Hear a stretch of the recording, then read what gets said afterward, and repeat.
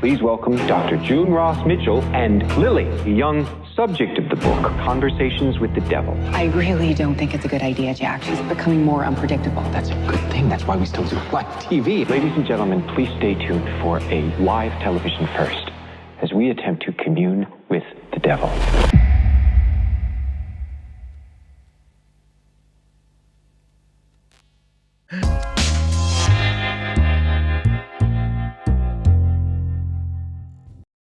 David, thank you again for joining me to talk about this fantastic movie, Late Night with the Devil. Thank you, Jess. You know you're my horror homie, and I Yeah. love getting to talk to you. And this is one of those movies that I knew you were gonna respond to. I just had a very strong feeling. I go, this is a movie man. that Jessica Dwyer is gonna go for. I did. I'm like, I'm gonna have to rewatch this again because there's so many little things that are just beautifully done, that are subtle, and and so many things I can't talk about on without spoiling it. So I'm just gonna dive in here. And first thing that I wanted to ask you about, first of all, nice Svengoolie Berwin shout out. Everybody watch for that. That was so fun that they let me do that. I was like, guys, can I just do a little bit of improvising in my monologue? And they said, yeah, of course. I said, all right. I feel like it's my first night of Night Owls. I want to give a shout out. And so I haven't told Rich, I haven't told Jim, I haven't told anybody from the Svengoolie crew, but I hope that when they all go see it, that they get a big kick out of that moment. I started laughing, and my husband looked at me like, what are you laughing at? I'm like, oh, it's fine. You don't understand. But so this just, first off, I wanted to ask you about, there's aspects of this that is to do with the satanic panic, of course, of this late 70s, early 80s, but also I wanted to know about your reaction to the script, because there's things in here that are very real, and such as I did some research because I'm like, I know I've heard of this, the Bohemian Club and the Skull and Bones Bohemian groups. Grove. It's a real thing. Yeah, it's And terrifying. when I was reading the script for the first time, all of the detail that Colin and Cameron Cairns put into building the world of the script is, as they say, the devil made details of the incredible film that they made. But for me, all of that stuff, what it does is it helps make the walls, the plaster, the carpet, the roof of this house, of this story that we're going to tell. But underneath it, the beating heart is the real emotional journey of a man who has unresolved trauma, has not processed the grief of losing his wife, has a insanely high pressure job that is about to implode because he's getting clobbered by Carson at this point in 1977. So you infuse all of that pathos and all of that drama, all that character, good, juicy stuff, and that meat and blood into a world that is, structured around things that really did exist at that time, like Bohemian Grove, and what connection they may have had with people in power, celebrities, politicians, etc. And you start to wonder, if you had access to things that could help you pull the levers of your own success or well-being, what would you do? And what I love about this movie, it poses a really tough question for the audience, because Jack, who I'm portraying, was up against the wall so intensely that this one fateful Halloween night, when his show is about to be canned, he bends the workings of his ethical compass to justify putting things on television that night that just shouldn't have been. Or maybe they should have been. I don't know. It's an ethical quandary, but for Jack, He really, I think pushing those limits, a lot of us could relate to that. If you could save your career, if you could bring back the memory of your lost loved one, what compromises would you make in your own ethics and morality? Well, and as you're watching this, you're like, don't do that. Yeah. Why are you doing this? And you can see one thing I thought you conveyed beautifully was he he's so broken and filled with sorrow, and you see this desperation within him, like there's so many chances dangled in front of him, and that's the temptation. Yeah. That's how the devil reels you in, is like, Yep. oh, look here. Oh, there's a name you recognize. Oh, there's a voice. And oh, the ratings are going up. Oh, the ratings are blah, blah, blah. And it's like, dude, no, don't. What's the price you would pay? What is the deal with the devil that you would make? And I really hope when the audience experiences the film that they will get lost in this beautifully constructed 1970s, nostalgic feeling of what it was like watching television. And for young audiences who don't remember that stuff, Yeah. they're, I think, going to be really fascinated with like the way that TV and late night TV was constructed at that time. Well, that was one thing I wanted to ask you about, because you and I grew up watching Carson and Letterman, and we remember the ridiculousness of it when there was only three networks, kids. There Three was networks, only kids. Think about three. that. And it was live television, and you that just alone was its own, like, nervous factory of, oh my God, we got this and people don't know about that now. Like young kids, 20 somethings won't know, and then they'll see this and they'll be like, how did they do that? Very Wild. difficultly, It's and a lot of wild. alcohol. Yeah. Well, and you see it, you see the effect that it has on Jack. So you've got Jack Delroy, who I'm playing. He is so stressed. He's so overworked. He hasn't slept. He's drinking way too much. He's lost his wife, the love of his life, and he hasn't even begun to process that. So you thrust that energy into that manic 1970s. It's like the movie Network. Kevin Smith gave the best pull quote next to the one Stephen King did, when he said, I love this blanking movie. It's like Network meets Rosemary's Baby. And I was just like, Kevin, I can't ask for a better Well endorsement than done. that. Well, and it's true. And the other part of this I wanted to ask you about too was just the art of this, the way you've got a recreation so well done of the 70s, the costumes, your sideburns, just the flared bottom pants. When your producer came out, we were like, oh, there's an outfit that Yeah, is great. And I wanted to I ask love you it. about bringing that back to life. What was that like for you? I mean, the team that Colin and Cameron surrounded themselves with were so incredible, and we had very tight budget. This is a small, low budget independent film. We shot in Melbourne, Australia, because that's where the directors are based. They have a team of artists that they've made independent films with before.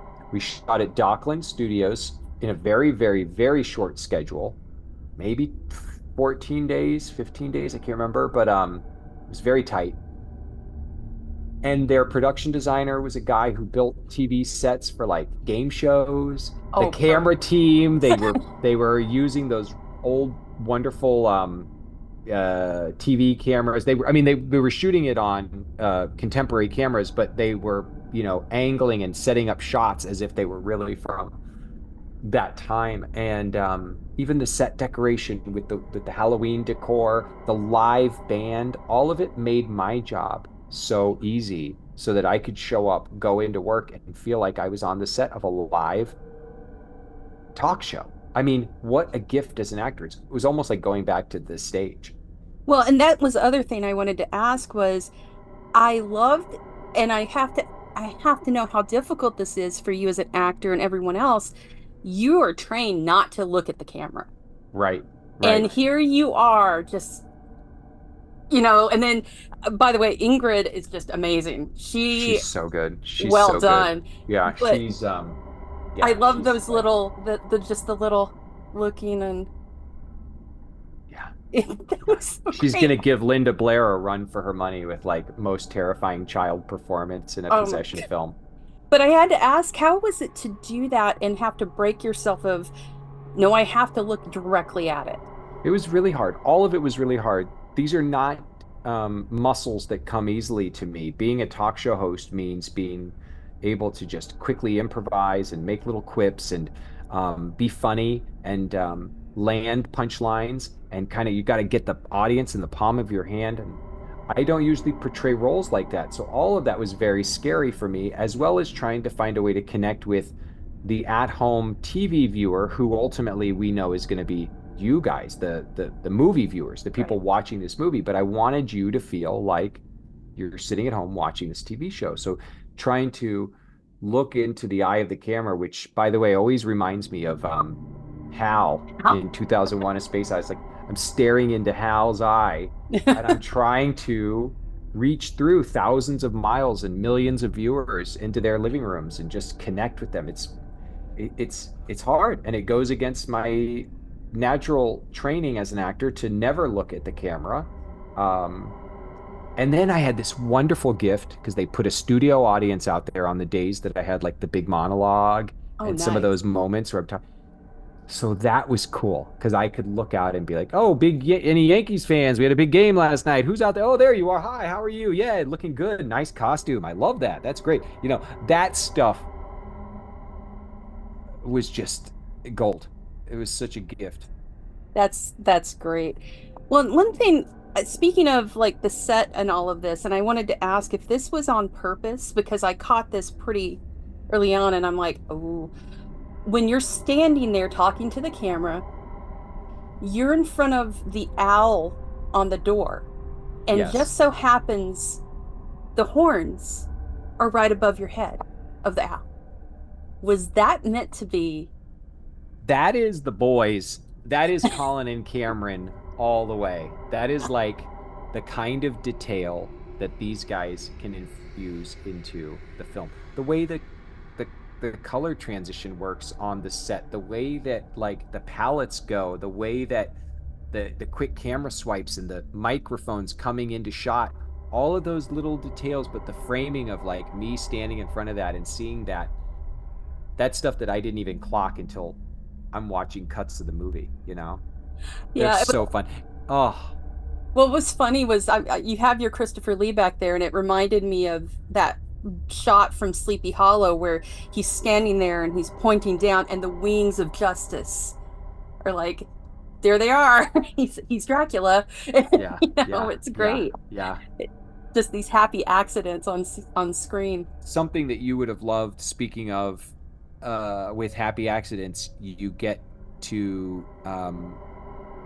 you get to have a visceral quality to this kind of cinema when you're playing with practical effects and almost everything that you see when it comes to the horror elements of this film was done through practical I was gonna say it was special effects. beautifully done. And it was so beautifully done. You're going to see flesh torn in ways and disgusting things coming out of bodies in ways that like was only possible to do and achieve the way that the boys wanted to achieve it by having it done live there on set. And it Oh was God. like, it was so awesome. So awesome. Well, and one thing, one of those things that you're talking about that I'm not going to spoil reminded me so hard. And I was just like, oh God, they're doing it. They're doing it. I'm like, but it reminded me of EC Comics almost, like the overtness of it. And Very much. there's one EC comic that always, I'm pretty sure it was EC Comics, stuck with me that reminded me of so much. Yeah. And I was like getting queasy. So you have that to look forward to, people, to get sick to your Eerie, stomachs. Eerie and Creepy magazine, huge influences on the tonal world, as are everything from classic Cassavetes films, films like Network, shows like Dick Cavett, Johnny Carson, um, the Don Lane show, which if people aren't familiar with are fascinating old episodes that you can find on the internet, meets something like Ghost Watch. Yep. Um, to me, that's a really powerful mode of storytelling that was the grandfather or grandmother, if you will, of movies like The Blair Witch Project and Paranormal Activity.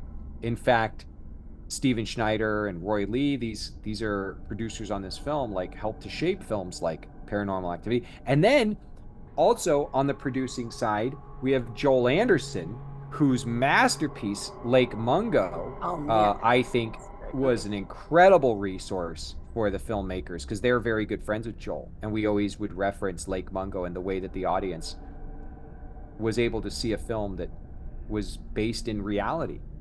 Even though it's a terrifying horror narrative, there's a lot of reality that this is swimming in. Well, one thing, I have a couple more questions because I know I'm probably going to lose you soon, but I had to ask about that amazing trailer. How did you get the voice of the 70s trailer guy? Was that AI? Who was Yes, that? I wish I could take credit for that. I don't know who that performer is, but he is brilliant. But I will say, in the film, for those of you, when you go see this film on March 22nd in theaters everywhere and you're sitting in the cinema, the opening of the film is a bit documentary style. And there is a voiceover delivered by the legend Michael Ironside, Yes. who I can't believe I am now in a movie with I've been in movies with some very cool people, Harrison Ford, to name one, and many, many more. As you know, I've gotten to be in so many cool You have. movies with so many cool actors. Being in a film where Michael Ironside is listed in the credits alongside me is pretty He's huge. Han Tyler. He's Han Tyler, man. He's such a sweetheart too. I got to meet him a while back at a con and he just was a sweet guy. I've never met him, and when they told me we got him for the voice, I was just like, oh my God. Oh my God. I flipped He's, out. And he nailed it so hard. It's yeah, so good. And so does the whole cast. If you watch this film, you're going to see performers. All of them are Australian. I'm the only American that was in the cast, but are amazing. Fazil, who plays our psychic that comes on at the beginning of the film, to Reese, who plays my wonderful co-host, and then the cast of characters that come on the show as my guests. All of them, I think, brought performances that elevated this to a space where it is genuinely, we recreated a real Night of the Night Owls talk show. It really feels like you're watching an actual episode of Night Owls. I'm so proud of that. it's so great. And I wanted to ask about one line in it that really stood out for me, and I was curious your take on it, which is, and it kind of, you know, who's the devil that we're spending the late night with that line, we all have demons in us. And I It's so that good. that line is just so chef's kiss in terms of Yeah. this whole movie. I was curious about your take on that, and in um you know, it could go either way. We contain multitudes, as the great Walt Whitman said. I believe we are brimming with angels and demons, all of us within us, and they are manifestations of ourselves. I believe that there are many, many, many of ourselves living within ourselves from different points in our own history, moments when we were traumatized, moments when we laughed, moments when we loved, moments when we felt completely abandoned. And the way that those entities, if you will, who exist within us take control of the ship that is our present self can be so uplifting at times, valuable at times, but can also, when we don't have control, when we've not developed the tools or the skills for how to manage them, can be devastating, terrifying, horrifying. The devil within us all, the demon that lives within us all, is for me, let's say, like my addiction or my battles with depression, anxiety, things that live beneath the surface. So I have tools and techniques and ways that I can continue to be present, but not allow that to take control of the steering wheel, if you will. In this film, we're going to see the power of the human mind and the way that sometimes, unintentionally or not, giving over that power of who's steering the ship can not just be dangerous, it can literally be deadly. And that's the horror of Late Night with the Devil. That's spot on. And the horrifying fact of it is this could be real. This has in ways happened, and we've seen people lose it on television. There's videos of all kinds of horrible things. The Christine Chubbuck story, I remember when I saw the way that they brought that to film, I thought it was so well done. As horrifying and sad as that story is, it reminds me a lot of what happens in the world of Jack Delroy. Yep, same. That's one of the things I was thinking about during it. I'm like, oh man, you're really good at tearing people's hearts out. I'm just gonna tell you that right now. I hate you're you for really that. good at making me feel good about my work. You're really good at being a horror nerd, and you're really great at loving the things that you love unabashedly. So I'm always grateful when I get a chance to talk to you, Jess. You know that. I think you're so awesome, and I'm really glad. I knew that you would respond to the film. I'm so glad that you guys had such a powerful reaction to it, and I thank you for helping me spread the word about it, because this is a tiny movie. We have a tiny marketing budget, so we need all the help we could get, getting all the horror family out there to hopefully spread word of mouth. I will rip out all the eyeballs to put on this. That is my goal in life. I'll And literally rip worms out of my guts just to get people to go don't to the cinema. remind me of that. That is, oh God.